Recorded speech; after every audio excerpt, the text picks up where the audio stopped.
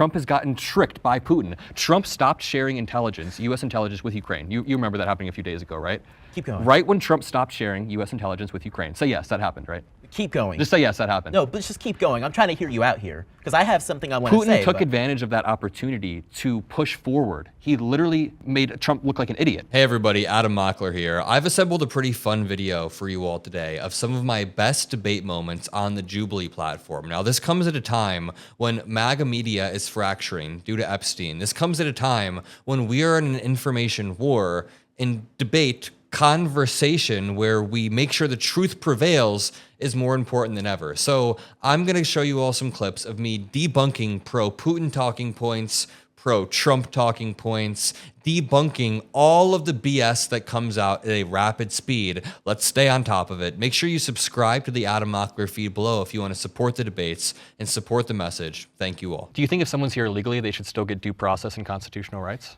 Absolutely, they should get due process. Sure. Yeah? And under federal immigration law, the process that he is entitled to is to be deported. No, but he not. wasn't deported. There was a withholding order of removal in 2019 from a judge, and that withholding order of removal said he cannot be deported to one country in particular. That one country was El Salvador. Now, not only did the Trump administration come out and say it was an administrative error, right? They said that, but then the Supreme Court in a 9-0 ruling said that the U.S. has to facilitate the return of Abrego Garcia, not because they love MS-13. This is something I also want to get down to. But See, it wasn't the problem just with saying that anybody who steps foot over the line that is America and Mexico or whatever the border is, that they get all of the rights that are entitled to American citizens under the Constitution. No, but you do get due is process. ridiculous. And I think under your worldview, everybody is essentially an undocumented citizen of America.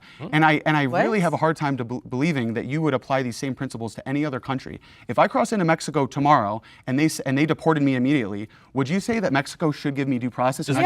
Wait, does Mexico have Article 5 of the Constitution, which says that not citizens but persons? You know what Article 5 says? So what you're saying is that everybody gets all of the rights under the Constitution. We have to apply our Constitution to everybody of the world. No, in the can you let Adam U.S. finish? Okay, Just anybody that crosses over. In the U.S., Article 5 of the Constitution specifically says that all persons in the United States have due process. Now, the framers put persons rather than citizens because it's not just citizens who deserve due process. All persons in the United States deserve due process. This has been upheld by multiple Supreme Court rulings. So what you're arguing for is creating a new class of people within America that have no due process whatsoever. What happens when you create a new class with no due process? You can justify putting anyone into that new class. What if I said that you were a gang member and I never gave you the chance to even defend yourself? Then boom, we deport you, and then I'm debating some MAGA person next month and they're like, oh, but Aldo was an MS-13 gang member. Like, you think that everybody should, obviously this is a bad example, but you get where I'm going, right? If you remove due process from one person, you can remove due process from anybody. I think it's a great question. Let's talk about due process. Sure. Over the last 4 years under the Biden administration, upwards of 15 million illegal immigrants crossed into this country. Immediately pivots to Biden. He gets caught and immediately pivots over to Biden. But let's continue. So Han, I have a question. If he was deported to a country other than El Salvador, That would have been fine. That would have been illegal. You would be fine with that? The administrative error was them being deported. If he got due process, then sure. But the reason that he got deported to El Salvador is because they didn't give him the due process to figure out that there was a withholding order of removal. That's the. I actually appreciate that. Would you say the same, Naima? Yes. That's literally Really? what. That's what So we're saying. when you guys pick red for this, you're making the argument that the U.S. government can deport anybody and not bring them back. That crosses the border illegally, yes. No, anybody and not bring them back. No, anybody. just people that break the law. No. How did they know that this? Number one. Anybody, when you create a new class of people with no due process, with Criminals no who ability break for the a law. hearing, no. How do you know they're a criminal if they don't have the ability to defend themselves? But Well, because he came into this country without due process. That's illegal. He then gained due process, and they had a withholding order, which is why he remained in the country. He was already arrested and detained and given his due process, and it was stated that he is allowed to stay here. So you're actually If he allowed had to been you're actually here allowed to legally. claim and seek asylum from outside the country. That's something that you can do, and that's actually the process that he we didn't have on seek the books. asylum. He actually, a withholding order of removal is a few steps above. Right, that's my asylum. point. Is he never actually got asylum? He had a withholding. He got something above asylum. better- It's better than asylum. A withholding order of removal means you can't be deported to a specific place, and the one specific place he was deported to. So again, when you guys are saying that the Trump admin shouldn't bring them back, there was another Supreme Court ruling. Well, you're asking us to disregard the rule of law, which is under the Constitution. Holy But Trump's shit. Under the U.S. administration Constitution, holy shit, Title holy 8, shit. Section 1325, I believe, the executive branch has the power to deport immigrants who enter the country illegally. You're asking us to go against the Constitution. Please, please, please. You guys are completely inverting reality. The Trump I don't even administration. think this is you guys. Don't claim her in this. Sorry. She's just been chilling. Sorry. The Trump administration is currently going against a Supreme Court ruling, 9-0, that you read, that said that he has to facilitate. That said executive The powers Trump- have complete control over foreign policy No, that it does includes not. immigration. Immigration judges Yes, are it a part of did. the executive branch. You know that, right? You don't know that. So if I go back just 1 second, you don't know that. You can laugh all you want. But just going You back. didn't read the SCOTUS. I You did not absolutely read it. the Supreme Court It ruling. said that they have, with due was regard to 4 the pages deference long. owed by the executive branch in carrying out foreign affairs. You are completely inversing reality. Not only is the Trump admin defying a court order, but they defied a withholding order of removal from 2019. So when the Trump admin breaks the law, admits they break the law, and your whole argument is that somehow that he was here illegally, you're placing the onus on Kilmar, dude. Is Trump favoring Putin? 3, 2, 1. Okay. Trump is very clearly taking Putin's position on this war. He's very clearly playing hardball with Ukraine, and he's gotten nothing from Russia thus far. I think, just to zoom out for a second, Trump has a unique form of narcissism where he's attracted to powerful people. If you guys think he's not narcissistic, you guys are way behind us right now. I think every politician's narcissistic. Trump has a unique. I think he's exceptional. Trump has a unique form of narcissism where he's attracted to powerful people. You can see this when he talks about his love letters with Xi Jinping or Kim Jong-un, or when he talks about Vladimir Putin. He comes up with nicknames for Trudeau, but what's his nickname for Putin? He has no nickname for Putin. This proves my point. This dude plays soft Nicknames? with Putin. Yeah, Trump's that's what it's about. I mean, you could say the same thing about Kim Jong-un. He calls him Rocket Man. We're Kim talking about Jong-un's Putin right now. We're relatively talking about powerful. Putin right now. Okay, the one person he doesn't have a nickname for.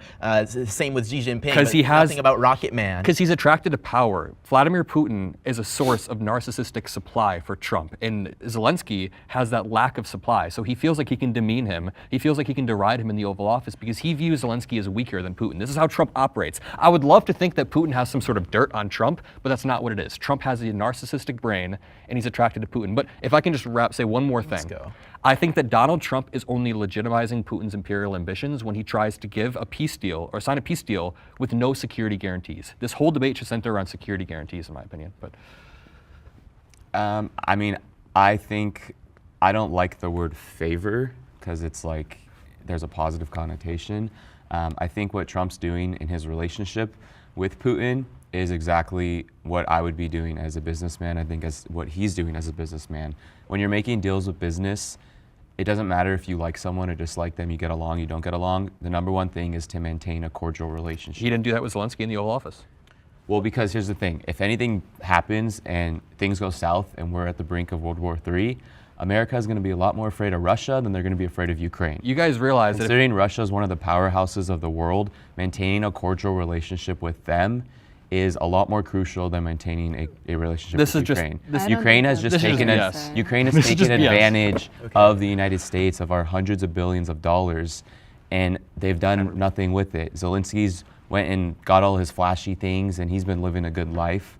Can I But- jump But in how real are they quick? taking advantage? They're actively at war. They were attacked by Russia. That's not But taking why is advantage not of all US that aid. money is being used Well, can into I say military something? and aid? We're not sending money over there. 80% of what we sent are military. It's military equipment, old stockpiled equipment that we now Not all don't of have it to is dock out. old. I'm Some 80. of it is actually about new 80% of it.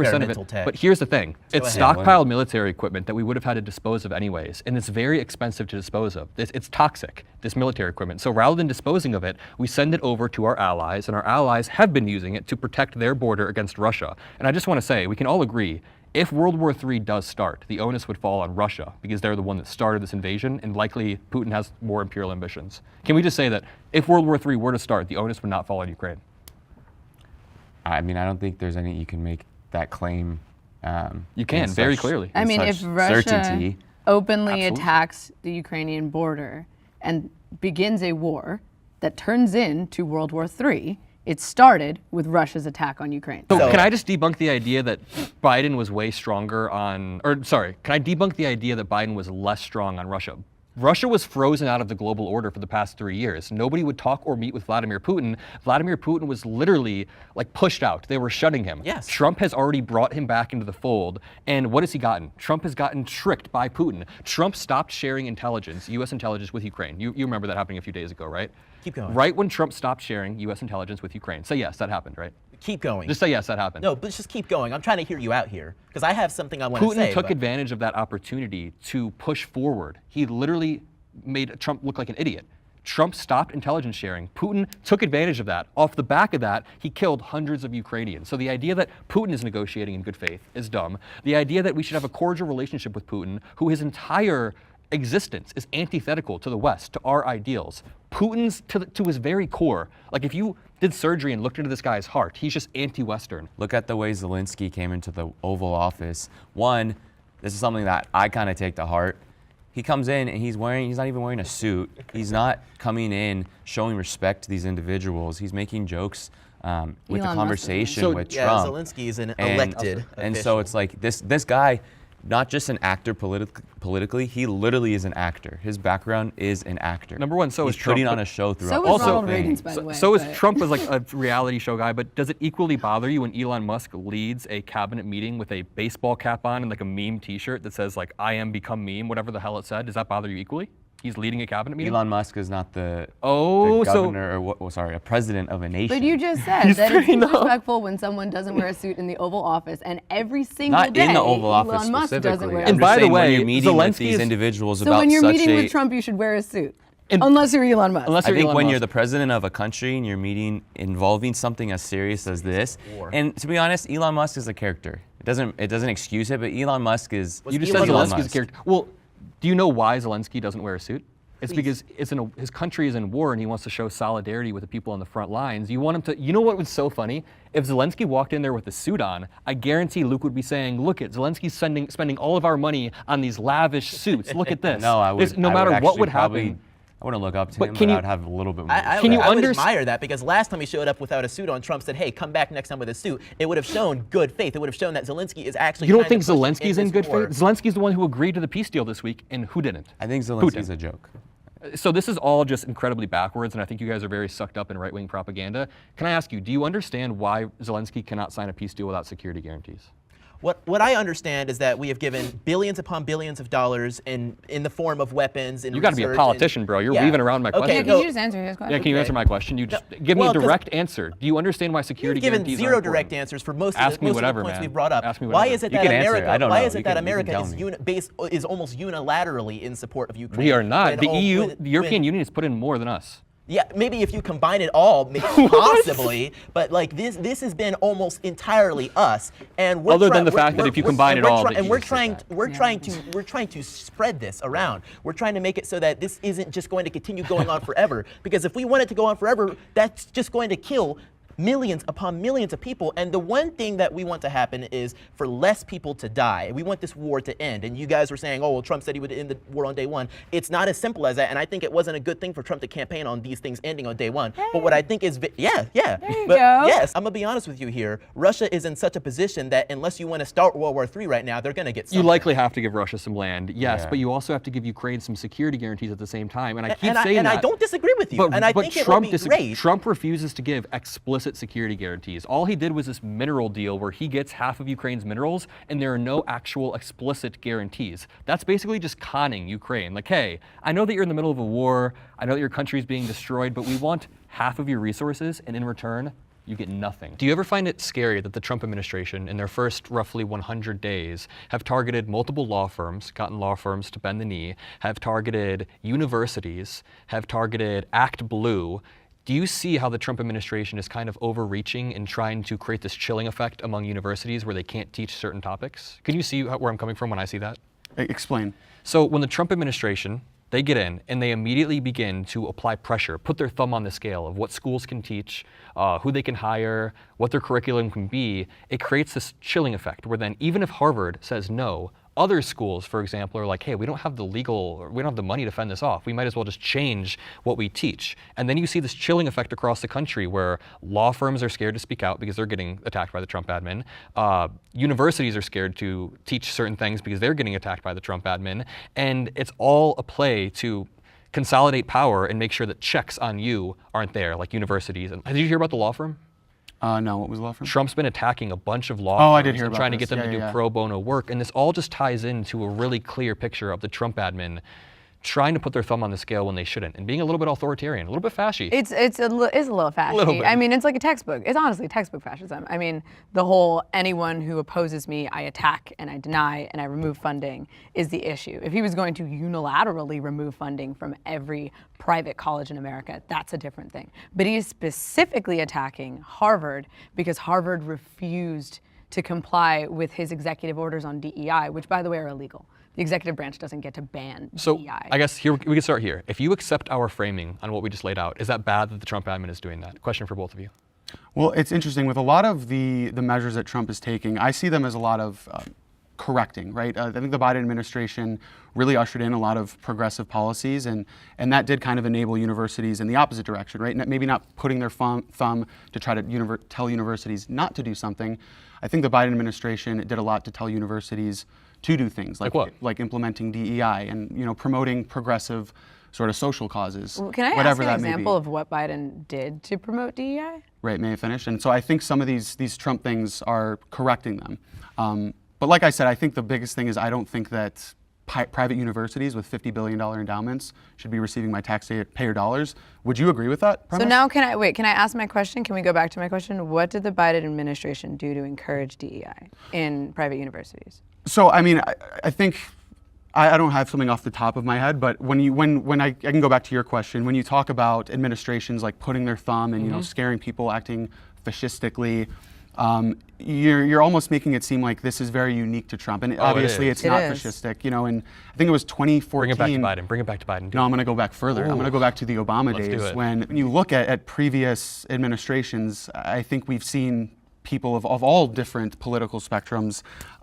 try to put their thumb on things and guide them in a direction that they want. That can sometimes be good. That can sometimes be bad. But you're I think it was bad saying in that Trump is correcting things that Biden did, but you have no examples of what So one example is discriminatory admissions processes where white students and Asian students were explicitly discriminated against for immutable characteristics, the color of their skin. And I think it is a benefit that Trump is going in there and saying, hey, these universities, they have to be based on merit. And if somebody has a very high ACT score, but their skin color happens to look a little lighter and they're Asian, they should have just as many opportunities as the person that has darker skin color. That is fundamentally not how DEI functions. We could talk about but DEI, let's that's go a back separate to that. conversation. There's no evidence of the Biden administration or any other administration having a top-down effort to try to change the way that universities can teach and hire and run their curriculum and run on a day-to-day basis. We could talk about the Obama 2014 thing. I'm assuming if that is true, your framing, did it get challenged by courts? Did the courts at all? I think it dissipated before because of the scandal. I'll look into this later. It must have gotten challenged by courts, but Harvard immediately fired back. And you know what's funny with the Trump admin? After Harvard said they're not going to cow to the Trump admin, Trump then said the entire thing was an accident. Did you see this? They didn't even mean to send Harvard the letter. They said it was an accident. That's a side point. But again, they're having a lot of accidents. A lot of accidents.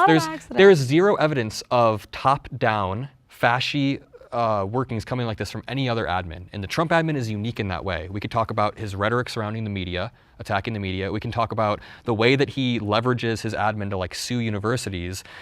And how he's sued people from his past administration for following the laws. As a matter of principle, do you think that it is a positive thing that private universities receive federal funding? I don't know. That's a complete red herring. Well, it was the prompt.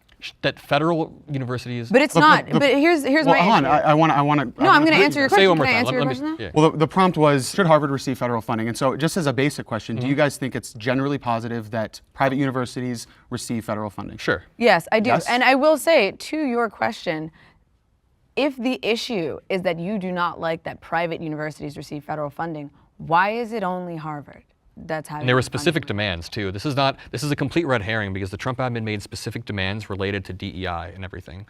So it's not like he's saying, I'm going to withhold federal funding from every private institution. He called this particular institution out. It's an immediate cause and effect relationship. He told them to do something, they refused to do it on the grounds that it violated their First Amendment rights as a university, and then he immediately punished this institution and only this institution.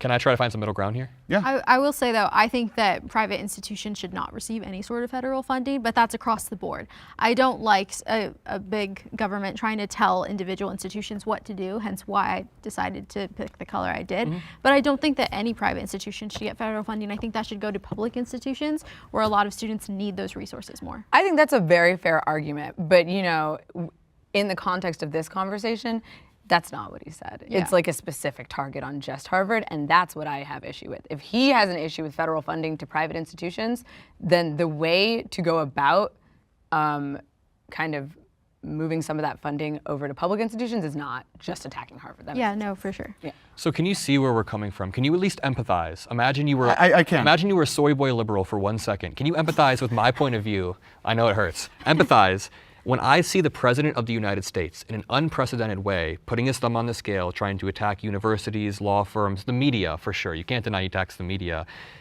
Doesn't he sued multiple, like ABC recently? NPR. All of these different lawsuits. Does that not worry you that it's executive overreach? Can you see where we're coming from? For suing people? No, not just suing people, but using the executive branch to place pressure on universities and law firms and media. Do I see that as a problem? Not necessarily, no. Why not? Because I think if he's fighting for things that need to be done, then What if we replace the word Trump with Biden? Yeah, if Is this it was a problem? liberal administration, you'd be like, this is horrible. Oh my God. well, like I said, sometimes it can be good and sometimes it can be bad. Okay, so putting it's your only thumb on good the when it's scale- people you agree with. Got it. Well, putting your thumb on the scale to influence the country is kind of what politicians and the president do. No, that's not the That's argument. not how that works. Okay, so there exists something called checks and balances. Oftentimes, courts or law firms or all of these things exist as a check on the executive branch. What Trump is doing is intentionally eroding all of these checks by attacking the courts. Even Supreme Court Justice Alito had to come out recently and say, Trump, you got to stop calling to impeach judges. It's not the place of the president to call to impeach judges without due process. So we can go across the board with like courts, universities, everything, and Trump is always applying pressure in a way that he shouldn't be, not as the president, not going through Congress and passing some law. And I just want to know if you can empathize with my point of view there. I just think that he's doing the will of the American people, and I love to see it. Wow, what a politician answer. What a politician answer. You're like Vivek Ramaswamy, bro. Oh, don't compare me to him. Why? Honestly, it's Okay, fine, JD Vance. I think Whew, if you guys like those debates, make sure you drop a like. Make sure you're subscribed to the Adam Mockler feed below. Comment hi, Adam, if you made it this far. I appreciate every single person who spends time and allows me to make these videos. It means more than you know. Let's continue to kill it. I hope you guys all have a great rest of your day.